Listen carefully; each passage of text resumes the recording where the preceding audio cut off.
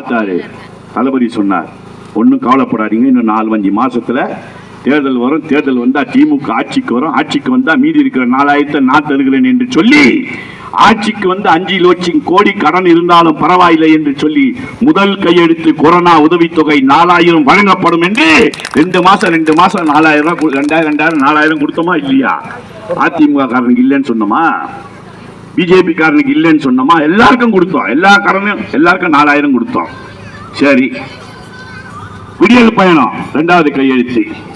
3வது கையெழுத்து, கொரோனாவில் தாயும் தந்தையும் இழந்த குழந்தைக்கு 5 லட்சம் ரூபாய் வைப்பு நிதி. இப்படி 5 முத்தான திட்டங்களை கையெழுத்து போட்டார்.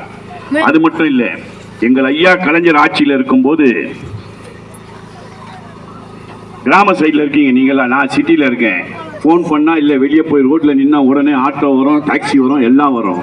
நீங்கெல்லாம் கிராமத்துல, இங்க கிராமத்துல இருக்கிறவங்கலாம் உடல் நலம் சரியில்லாம அர்ஜென்ட்டுக்கு நைட்ல என்ன பண்ணுவாங்க? நம்ம வீட்டில் கர்ப்பிணி பண்ணியிருந்தா அது குழந்தை பிறக்கிற மாசமா இருக்கும், இல்லை யாருக்கோ ஒருத்தருக்கு ஹார்ட் அட்டாக்கே வந்துடுச்சு, இல்லை ஏதோ ஒரு உடம்பு சரியில்லை, நைட்டு அந்நேரத்துக்கு வண்டி கிடைக்காது, என்ன பண்றது? வீட்டில் இருக்கிற பிள்ளையாருக்கு 108 தேங்காய் உடைச்சா பிள்ளையார் காப்பாற்றுவாரா? ராமருக்கு 108 ஸ்ரீராமஜன் எழுதுனா காப்பாற்றுவாரா? எங்கள் ஐயா 108 ஆம்புலன்ஸ் திட்டத்தை அறிவித்து, ஆம்புலன்ஸ் 108க்கு போன் பண்ணால் 10 நிமிடத்தில் வந்து பல உயிர்களை காப்பாற்றிய ஆட்சி திமுக ஆட்சி, கலைஞருடைய ஆட்சி. சாதனை இதெல்லாம் நிறைய சாதனை பண்ணாரு எங்க ஐயா கலைஞர். உடல்நலம் பாதிக்கப்பட்டது, ராமச்சந்திரா மருத்துவமனையில் அனுமதிக்கப்படுகிறார்.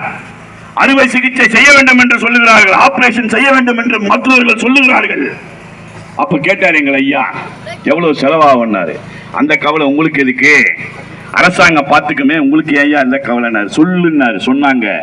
அப்ப ஏழை மக்கள் எல்லாம் என்ன செய்வாங்கன்னு என்று சிந்தித்து பார்த்து, உலக அரசியல் வரலாற்றில் மருத்துவமனையிலேயே ஒரு திட்டத்தை அறிவித்த உலகத்தில் ஒரே முதலமைச்சர் முத்தமிழறிஞர் கலைஞர். அதுதான் கலைஞர் உயிர் காக்கும் காப்பீட்டு திட்டம்.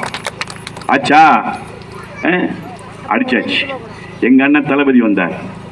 புலிக்கு பிறந்தது பூனை ஆகுமா பார்த்தாரு. மக்களை தேடி மருத்துவம்னாரு. இப்ப 15 நாளைக்கு ஒரு வாட்டி போய், இப்போ சுகர் பேஷண்ட் நிறைய ஆயிட்டாங்க நாட்டில். கர்ப்பிணி பெண் இருக்கும், 9 மாசம் செக்கப்புக்கு போகணும். இந்த மாதிரி உடல் நலம் சரியில்லாமல் இருக்கிறாங்க.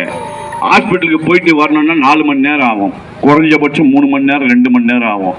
பணம் செலவாகும், அங்கே லைனில் நிற்கணும், அவங்ககிட்ட போய் மாரடிக்கணும் ஹாஸ்பிட்டலில். இதெல்லாம் இருக்கக்கூடாதுன்னு மக்களை தேடி மருத்துவம் இல்லத்துக்கே வந்து நர்ஸ் அனுப்பிச்சு உங்களுக்கு தேவையான மாத்திரை மருந்து எல்லாம் டப்பாவில் போட்டு கொடுக்குறாங்களாமா. இங்கே இந்த ஊராட்சியில் கொடுக்குறாங்களா? கொடுக்கலன்னா சொல்லி உடனே கொடுக்க சொல்கிறேன்.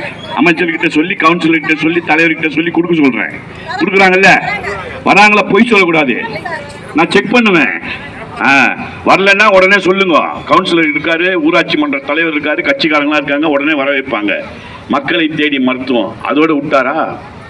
இப்போ அங்க மெயின் ரோடெல்லாம் பார்த்தீங்கன்னா விபத்து ஏற்பட்டுச்சுன்னு வச்சுக்கோங்க, ஆக்சிடென்ட் ஆயிடுச்சு, எல்லாரும் பார்த்துக்கிட்டு அப்படியே போவான்.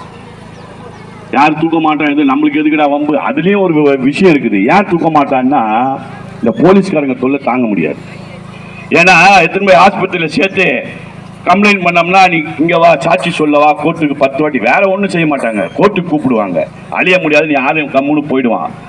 அதுக்காக எங்கள் அண்ணன் சொன்னார், ஆக்சிடென்ட் ஆயிடுச்சுன்னா, விபத்து ஏற்பட்டுச்சுன்னா அவர்களை மருத்துவமனையில் யார் கொண்டு சேர்க்கிறீர்களோ அவர்களுக்கு சிறப்பு ஊக்கத்தொகை 5000 தருகிறேன் என்று சொல்லி, அது மட்டும் இல்ல, அந்த அடிப்பட்டவன் தனியார் ஹாஸ்பிட்டல் 48 மணி நேரம் எவ்வளவு செலவாகுதோ அதையும் அரசாங்கமே ஏற்கும் என்று சொல்லி பல உயிர்களை காப்பாற்றிய திராவிட மாடல் முதல்வர் எங்கள் அண்ணன் தளபதி. ஆச்சா, இவ்வளவும் செஞ்சிட்டு இருக்கிறோம். காமராஜர் மதிய உணவு திட்டத்தை கொண்டு வந்தாரு. எம்ஜிஆர் பெயரை மாற்றி சத்துணவாக்கினாரு. எங்கள் ஐயா கலைஞர் உண்மையான சத்துணவாக இருக்க வேண்டும் என்று 2 முட்டை சொல்லி 5 முட்டை போட்டாரு எங்க அண்ணன் தளபதி. எல்லா ஸ்கூல்ல ஆய்வு பண்ணாரு. ஆய்வு பண்ணோன்னு எல்லாம் சொன்னாங்க, காலையில நிறைய பிள்ளைங்க சாப்பிடாம வராங்க, நிறைய பிள்ளைங்க சாப்பிடாம போயிடும். என் குழந்தைய பேத்தி கூட அப்படிதான் போகுது. என் சின்ன குழந்தை பொண்ணு சின்ன பொண்ணா இருக்கும்போது அப்படிதான் சாப்பிட மாட்டா, சீக்கிரம் ஓடி போயிடுவா. இந்த மாதிரி குழந்தைங்க சாப்பிடாம வராங்க, அதனால ரொம்ப கஷ்டமா இருக்கு. ஆய்வு பண்ணி யாரும் மனு கொடுக்கலங்க. நாங்க தேர்தல் வாக்குறுதியில சொல்லல, இதுல சொல்லாததையும் செய்வோம். அதுதான் திராவிட மாடல் ஆட்சி. காலை சிற்றுண்டி திட்டம் கொடுக்குறோமா? எத்தனை லட்சம் குழந்தைகள் சாப்பிட்றாங்க இன்னைக்கு? இவ்வளவும் செய்யணும் சார். எடப்பாடி சொல்றான், திமுக ஆட்சியில பெண்களுக்கு பாதுகாப்பு இல்லை அப்படின்றான். ஏய் எடப்பாடி, அதிமுக நண்பர்களே மனசுல கை வச்சு சொல்லுங்க, நீங்க சொல்லலாமாடாத? எடப்பாடி நீ சொல்லலாமாடாத? சிந்திச்சு பாரு. தர்மபுரியில 3 மாணவிகளை உயிரோடு எரித்தி கொண்டீங்களே, உங்க ஆட்சியில தானடா. தூத்துக்குடி துப்பாக்கி சூடு கேட்டா என்ன சொன்ன? டிவியில பார்த்து நான் தான் தெரிஞ்சுக்கிட்டேன் அப்படின்னு சொன்ன முதலமைச்சர் ஆச்சு நீ பேசலாமாடா? உங்க பொல்லாத ஆட்சிக்கு பொள்ளாச்சி சம்பவமே சாட்சி இல்லையா? எத்தனை பெண்களை கற்பழித்தீர்கள்? நீ போய் பேசலாமாடா எங்களை பத்தி? சொல்றான் சார், நீங்க பாதுகாப்பு இல்லைன்றான். அதிமுக ஆட்சியில நகையை போட்டுக்கிட்டு தாய்மார்கள் நிம்மதியா போயிட்டு வர முடிஞ்சுதா? செயின் அறுத்துட்டாங்க. எத்தனை லட்சம் பேர் செயின் அறுத்துட்டான்.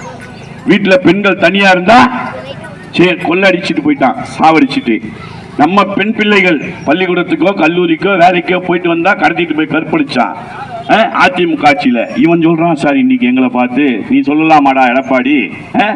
ஆதாரத்தோடு விட்டார் பார். பொள்ளாச்சி சம்பவம் 12 நாளைக்கு பிறகுதான் நீங்க எஃப்ஐஆர் போட்டீங்க. ஆதாரத்தோட இன்னைக்கு சட்டமன்றத்தில் சொல்லிட்டார். இன்னைக்கு வாயை மூடிக்கிட்டு இருக்கான், மூஞ்சியே கிடையாது அவனுக்கு. அப்படி திரும்பிக்கிட்டே போறான், பொய்யா சொல்லிட்டு இருக்கிறான் எடப்பாடி.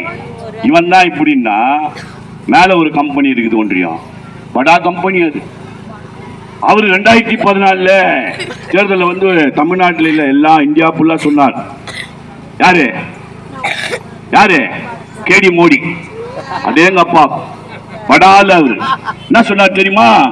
मैं आची के आ गया तो बीजेपी आची के आ गया तो सब अकाउंट में 15 लाख रुपया डालता हूं. யாராருக்கு புரிஞ்சு கை தூக்குங்க. ஹிந்தி அது ஒரு மொழி தான், தப்பு இல்லை. எனக்கு 7 மொழி தெரியும், தப்பு இல்லை. யாராருக்கு ஹிந்தி தெரியும் சொல்லுங்க, சொல்லுமா. ஹிந்தி தெரிஞ்சோம் கை தூக்குங்க, பரவாயில்ல, தப்பு கிடையாது. மொழிதான் அது. நாங்க வந்து ஹிந்தி வேணான்னு சொல்ல, திணிக்காதே சொல்றோம். இந்த கர்மத்தை தான் இங்க திணிக்காத, வேணுன்றோம் படிச்சுக்கிட்டோம். நானே இப்போ 12 மாநிலம் போறதுனால எனக்கு தேவை 7 மொழி தேவை. நான் படிச்சிருக்கேன். என் பொண்ணு ஹிந்தி டீச்சரு, ஏன்னா அவன் இந்தியா ஃபுல்லா போகணும், அதனால நாங்கள் படிக்கிறோம். அது ஒரு பக்கம் இருக்கட்டும். தமிழ்ல சொல்றேன், 15 லட்சம் ரூபாய் எல்லார் அக்கௌண்ட்லயும் போடுறேன்னாரு. எப்ப? முதல் முறையா ஆட்சிக்கு வரும்போது. 3வது முறை வந்துட்டார். போட்டாரா? எங்களுக்கு வேணாண்டா தம்பி மோடி, பிஜேபி காரங்க வேணா